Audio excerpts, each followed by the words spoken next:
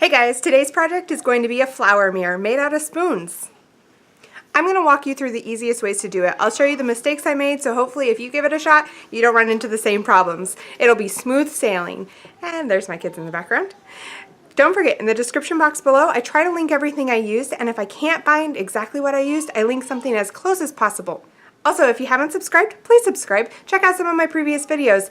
But let's get started with today's. Here we go, guys. Hey guys, and welcome to my channel where we do DIY projects, crafts, and some organization, but all on a budget. Come check out today's video. So to start out, I just took an old piece of cardboard. It was actually a shoebox that I had disassembled, so it was a flat surface. And I took the mirror that I had gotten. This mirror is from the Dollar Tree. And I laid the mirror down on the cardboard. But once I had laid it down, I thought, oh, it might fit this little scrap up here. So I took it off, I measured the scrap, it fit, so I tore it apart, I drew a circle, and cut it out. That's the short version.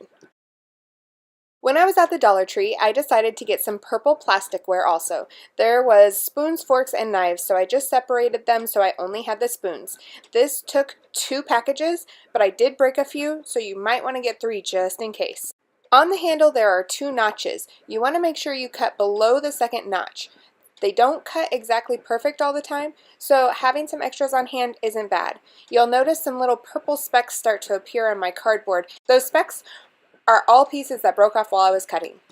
So I would recommend having something underneath while you work. Then I took the spoon and I had the back facing up. There's 2 little notches, so I put the hot glue in between those and then down the little piece of the handle that I still had. Then I took the 2 notch area and I put it to the edge of the circle that I had cut, and this is how I went around the entire front of the cardboard. When I was placing the next spoons on, I would always try and get the curves of the spoons to be aligned. So right next to each other is the same curve, and that's what I did.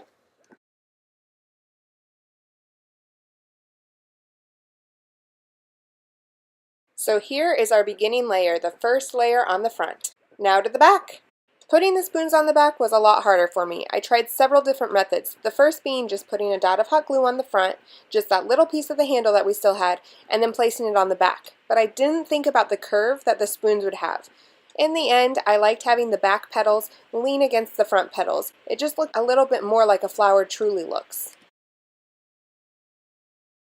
But this method didn't keep it in place very well. So what I tried next was putting a little dot of the hot glue on the cardboard, as well as on the spoons where I thought it would rest. But I missed where it would rest, so this did not work either. What I tried doing to fix this was putting a little hot glue on the sides, right where I had missed putting it originally. And to be honest, I liked the security that this gave it.